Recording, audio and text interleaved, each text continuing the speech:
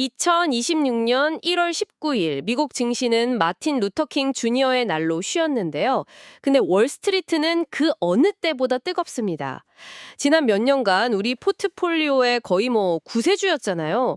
매그니피선트 세븐이라는 이 필승 공식이 완전히 박살나고 있다는 소식이 들려오고 있거든요. 네, 맞습니다. 이게 마치 잘 나가던 축구팀에서 핵심 선수 절반이 갑자기 단체로 부진에 빠진 그런 느낌이에요. 월가에서는 이걸 그레이트 로테이션, 자금의 대이동이라고 부른다는데 이거 지금 제대로 따라가지 못하면 정말 큰일 날 것 같습니다. 그 축구팀 비유가 정말 정확한 것 같습니다. 시장의 전술 자체가 이 패러다임이 완전히 뿌리부터 바뀌고 있는 겁니다. 더 이상 그냥 AI 이름표만 붙이면 주가가 막 오르던 그런 시대는 이제 끝났다고 봐야죠. 이제 시장이 아주 냉정하고 뭐랄까 본질적인 질문을 던지기 시작했어요. 그래서 그걸로 진짜 돈은 얼마나 버는데 바로 이 질문에 답할 수 있는 기업이랑 그렇지 못한 기업의 운명이 완전히 갈리고 있는 겁니다.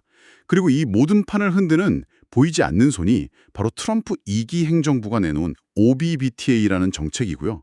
오늘은 이 세 가지, 빅테크의 분열, 자금의 이동, 그리고 이 정책의 힘을 중심으로 2020년 시장 지도를 한번 새로 그려보겠습니다. 좋습니다. 그럼 가장 충격적인 소식부터 한번 파고들어 보죠. 매그니피선트 세븐이 갈라져서 이제는 매그니피선트 2랑 레깅 5다. 이런 말이 나오던데 도대체 누가 살아남은 건가요? 살아남은 두 명의 승자는 압도적입니다. 바로 엔비디아하고 구글, 즉 알파벳입니다. 이 둘의 공통점은 AI로 진짜 돈을 버는 법을 시장에 명확하게 증명했다는 거예요. 아, 증명을 해냈다. 네, 먼저 엔비디아는 AI 칩 시장의 독점적 지위는 여전히 강력하죠. 근데 진짜 무서운 건 칩 자체가 아니에요. 바로 쿠다라는 소프트웨어 생태계입니다. 쿠다요? 아, 저도 들어는 봤는데 그게 그렇게 중요한가요? 그냥 칩 돌리는 프로그램 아닌가요? 그게 단순한 프로그램이 아닙니다. 전 세계 AI 개발자들이 전부 이 쿠다를 기반으로 코드를 짜고 있어요. 만약 다른 회사 칩으로 바꾸려면 그동안 짰던 모든 코드를 처음부터 다 짜야 되는 거예요. 와, 한 번 들어가면 나올 수가 없는 구조네요. 그렇죠. 이건 빠져나갈 수 없는 강력한 해자, 그러니까 성벽을 쌓아버린 거죠. 다른 기업들이 AI에 투자하면 할수록 엔비디아의 성벽은 더 높아지고 돈은 더 많이 벌리는 구조를 완성한 겁니다. 이야, AI 시대의 통행세를 받는 거군요. 엔비디아는 알겠습니다. 근데 구글이요. 작년 내내 AI 경쟁에서 마이크로소프트에 좀 뒤처진다는 평가 아니었나요? 맞아요. 그 지적이 정확합니다. 사실 시장도 반신반의했죠. 그런데 최근에 결정적인 소식이 하나 들려왔잖아요. 경쟁사인 애플이 아이폰의 핵심 AI 기능에 구글의 제미나이를 탑재하고 막대한 라이센스 비용을 내기로 했다는 거예요. 아, 그 뉴스 저도 봤습니다. 이게 그냥 기술 제휴가 아닙니다. 세계 최고의 기업 애플이 우리 자체 AI로는 안 되겠다. 구글 기술 빌려 쓰겠다고 사실상 백기를 든 거나 마찬가지거든요. 와, 애플이 구글한테 돈을 낸다니 자존심 엄청 상하겠는데요? 그렇죠. 구글의 기술력이 경쟁사를 압도하고 있다는 가장 확실한 증거인 셈이죠. 알겠습니다. 그럼 나머지 5, 애플, 테슬라, 마이크로소프트, 아마존, 메타. 이 회사들은 왜 레깅 5, 뒤처지는 그룹이 된 건가요? 특히 애플이랑 테슬라가 심각해 보이던데요. 네, 그 두 기업이 가장 상징적입니다.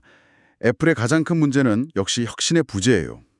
방금 말씀드린 것처럼 자체 AI 개발에 실패해서 경쟁사 기술을 빌려 써야 하는 상황이잖아요. 게다가 중국 시장에서는 애국 소비에 밀려서 아이폰 판매가 줄고 있고요. 성장세는 꺾였는데 주가 수익 비율, PER은 여전히 30배가 넘으니까 투자 매력이 떨어질 수밖에 없는 거죠. 테슬라는 상황이 더 안 좋아 보이던데요?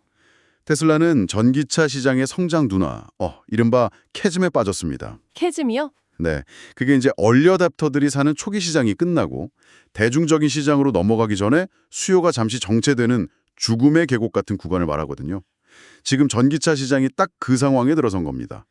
게다가 새로운 희망이었던 자율주행, 로보택시는 규제에 막혀서 상용화가 계속 늦어지고 있고요. 아, 최근에 배터리 공급사 LNF와의 계약 규모가 예상보다 크게 줄었다는 데이터가 나왔는데 이건 테슬라가 생산 목표 자체를 낮추고 있다는 아주 강력한 신호로 해석됩니다. 알겠습니다. 근데 마이크로소프트나 아마존, 메타는 왜 뒤처지는 거죠? 특히 MS는 오픈 AI 덕분에 AI 선두주자 아니었나요? 좋은 질문입니다. 그 세 기업은 결이 좀 달라요. 마이크로소프트는 AI 기술력은 최고 수준인데 아직 그걸로 의미 있는 돈을 벌지는 못하고 있어요. 오피스 365에 AI 비서 붙여서 월 $30 더 받겠다고 했는데 기업들이 생각보다 지갑을 잘 안 열어요. 아, 투자는 많이 했는데 아직 수익은 물음표다. 바로 그거죠.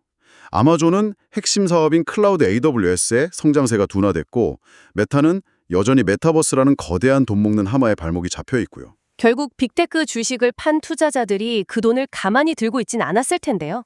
그 돈이 어디로 갔을까요? 바로 지난 몇 년간 철저하게 소외되었던 곳, 중소형주 시장, 러셀 2000 지수로 흘러들어갔습니다. 이게 바로 그레이트 로테이션의 핵심입니다. 중소형주요? 네, 데이터로 한번 보시죠. 최근 시장 분석 자료를 보면 2026년 1월 중순까지 러셀 2000 지수가 무려 8.3%나 급등했습니다. 8.3%요. 네, 같은 기간 S&P 500은 1.5% 상승에 그쳤죠. 2019년 이후 가장 강력한 중소형주 랠리가 펼쳐지고 있는 겁니다. 아니 근데 금리가 아직 높은데 빚 많은 작은 기업들은 위험하다는 게 상식 아니었나요? 왜 갑자기 분위기가 바뀐 거죠? 그 상식이 깨지는 퍼펙트 스톰이 만들어졌기 때문입니다. 세 가지 이유가 완벽하게 맞아떨어졌어요.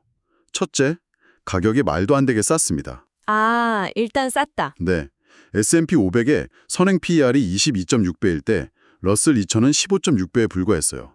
역사적인 저평가 상태였죠. 단순히 싸다는 이유만으로는 이렇게 큰 돈이 움직이진 않을 것 같은데요. 싼 게 비지떡일 수도 있잖아요. 맞습니다. 그래서 두 번째 이유가 훨씬 중요해요. 바로 폭발적인 이익 성장입니다.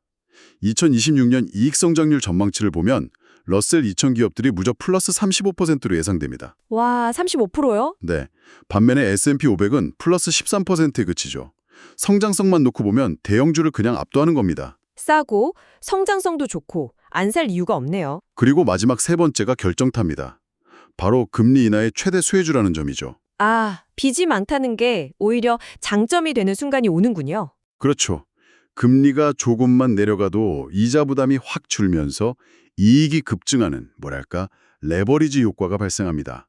파산 위험은 줄고 이익은 늘어나니 그동안 망설이던 기관 투자자들의 돈이 몰려오는 겁니다. 그렇군요. 여기 하나 더. 러셀 2000 기업들은 대부분 미국 내수 시장에 의존하거든요. 그래서 곧 설명해드릴 정부의 내수 부양책 효과를 직접적으로 받게 되는 거죠. 자, 그럼 드디어 그 이야기네요. 아까부터 계속 언급된 OBBBA 법안. 도대체 뭐길래 시장을 이렇게 뒤흔드는 건가요? 이름부터가 One Big Beautiful Bill Act라니 정말 트럼프 스타일이네요. 하하하, 맞습니다. 이름처럼 기업과 가게를 동시에 지원하는 전방위적인 부양책입니다. 특히 두 가지 조항이 시장에 핵폭탄급 영향을 미치고 있어요. 먼저 기업 측면에서 R&D 비용 100% 즉시 공제가 부활했습니다. 이게 정말 중요합니다. 잠시만요. R&D 비용 즉시 공제요? 제 친구가 작은 기술 스타트업 하는데 작년에 세금 때문에 현금이 막혀서 정말 힘들어했거든요. 그럼 OBBBA 법안 덕분에 제 친구 같은 회사들이 바로 숨통이 트이는 거겠네요? 정확합니다. 바로 그겁니다.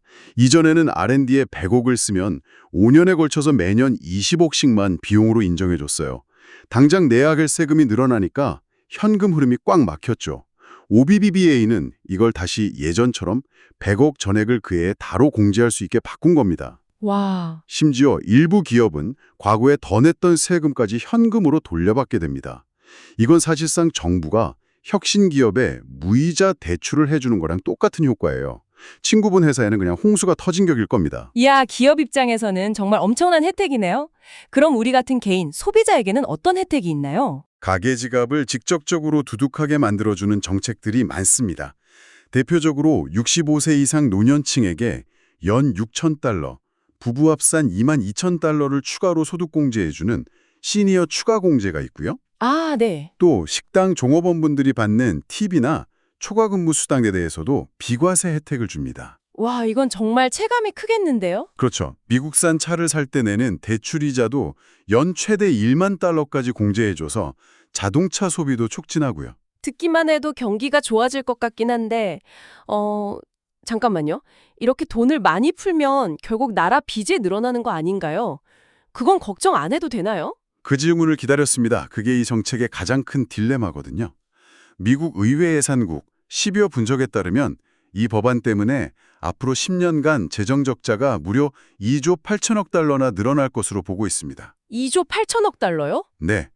장기적으로는 이게 금리 상승 압력으로 작용할 수 있는 분명한 리스크 요인입니다. 미래의 돈을 당겨 쓰는 거니까요. 하지만 현재 시장은 미래의 걱정보다는 당장의 경기 부양 효과에 환호하고 있는 모습입니다. 네. 지금까지 이야기를 종합해보면 이 모든 혜택을 한 몸에 받는 섹터가 있을 것 같습니다. 어딘가요? 바로 바이오테크입니다.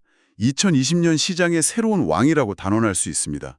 지금 바이오 섹터에는 두 개의 거대한 엔진이 동시에 작동하고 있기 때문입니다. 두 개의 엔진이요? 네. 첫 번째 엔진은 방금 설명드린 OBBBA 법안입니다. 신약 개발 기업들은 대부분 매출 없이 R&D 비용만 쓰는 구조잖아요. 맞아요. R&D 비용 100% 즉시 공제는 이들의 재무 구조를 근본적으로 바꿔놓았습니다. 현금이 마르는 속도가 느려지니 생존 가능성이 높아지고 투자 매력은 급상승한 거죠. 정책이라는 강력한 엔진이 하나 달렸군요. 두 번째 엔진은 뭔가요? 두 번째 엔진은 빅파마의 M&A 전쟁입니다. 화이자나 존슨앤존슨 같은 글로벌 대형 제약사들이 지금 비상이 걸렸어요. 주력 약품들의 특허가 줄줄이 만료되는 특허 절벽을 앞두고 있거든요. 아, 먹고 살 길이 막막해지는 거군요. 그렇죠. 생존을 위해서 유망한 기술을 가진 작은 바이오 기업들을 사들이는데 혈안이 되어 있습니다. M&A라는 게 말이 쉽지 정말 그렇게 활발한가요? 2026년 1월은 바이오 M&A 역사에 기록될 만한 달이었습니다.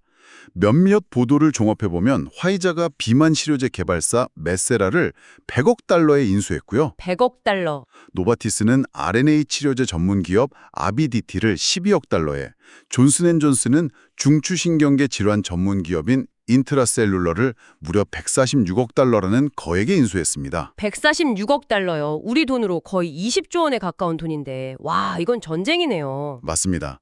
이런 초대형 M&A가 연쇄적으로 터지면서 투자자들은 다음 인수 대상은 누구인가? 이걸 찾기 시작했고 이게 섹터 전체의 가치를 끌어올리는 강력한 동력이 되고 있습니다. 정말 엄청나네요. 그럼 이런 M&A 열풍 속에서 개인 투자자들이 주목할 만한 하위 분야 같은 게 있을까요? 비만 치료제 말고 또 어떤 분야가 뜨겁나요? 아주 좋은 포인트입니다. 비만 치료제가 워낙 뜨거워서 가려져 있지만 사실 더 주목해야 할 분야들이 있어요. M&A 사례에서도 힌트를 얻을 수 있는데 바로 RNA 치료제와 알츠하이머 같은 뇌질환 치료 분야입니다. 아, RNA 치료제랑 뇌질환. 네. RNA 치료제는 기존 약으로는 불가능했던 유전 질환을 근본적으로 치료할 수 있는 차세대 기술이고 알츠하이머는 인류 최대 난제잖아요. 이런 분야에서 독보적인 기술을 가진 중소형 바이오 기업들이 다음 M&A 타겟이 될 가능성이 매우 높다고 시장은 보고 있습니다. 정말 정신없는 한 달이었습니다. 정리를 한번 해보죠. 이제 묻지마 빅테크 투자 전략은 버려야 할 때가 온 것 같습니다. 그렇다면 2026년을 살아갈 우리 투자자들은 어떤 전략을 세워야 할까요? 세 가지로 요약해 볼 수 있겠습니다. 첫째, 빅테크도 이제 옥석을 가려야 합니다. AI로 확실하게 돈 버는 게 증명된 엔비디아, 구글 같은 매그니피센트2에 집중하고 성장이 정체된 기업 비중은 줄이는 과감한 리밸런싱이 필요합니다. 네. 둘째는 정책의 바람에 올라타는 겁니다. OBBTV의 법안의 수혜가 확실한 바이오테크, 그리고 미국 내수 소비재 기업들이 많은 러셀 2000 지수의 비중을 적극적으로 늘려야 합니다. 마지막으로 금리 인하의 수혜주를 찾는 겁니다. 금리가 낮아질 때 이자 부담이 줄어서 흑자로 돌아설 수 있는 턴어라운드 기업들 속에서 분명히 좋은 기회를 찾을 수 있을 겁니다. 명쾌한 정리 감사합니다. 그럼 마지막으로 이 장밋빛 전망 속에서 우리가 놓치지 말아야 할 리스크나 생각해 볼 만한 질문이 있을까요? 네. 이 모든 변화의 동력인 OBBTV의 법안은 결국 미래의 돈을 당겨 쓰는 정책이라는 점을 항상 기억해야 합니다. 지금의 강력한 경기 부양과 자산 시장의 화랑은 즐기되 이로 인해 늘어난 막대한 재정 적자가 언젠가 인플레이션을 다시 자극하거나 예상치 못한 금리 상승의 부메랑으로 돌아올 수 있다는 점을 항상 마음 한구석에 둬야 합니다. 이런 질문을 스스로에게 던져봐야겠죠. 우리는 지금 달콤한 파티를 즐기고 있지만 누군가는 나중에 그 청구서를 내야 한다는 사실을 잊어서는 안 된다는 것. 그 청구서가 언제, 어떤 방식으로 날아올지를 계속 주시해야 합니다.